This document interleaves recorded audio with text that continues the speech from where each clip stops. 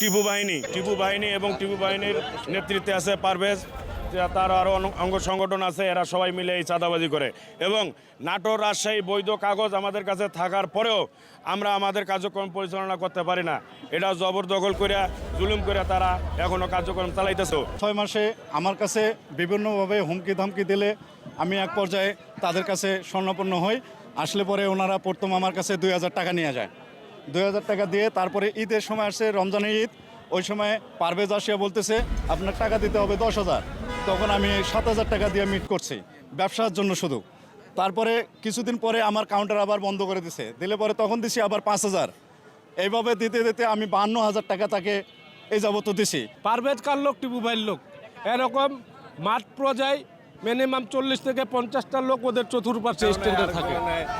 আমি রাত্রেবেলায় বাসায় গেলে আমার অ্যাটাক করে, আমার বাসায় হামলা করছে ওরা, যায় আমি বাসায় হামলা করছে, আমি টাকা দিচ্ছি, তারপর ওরা গেছে।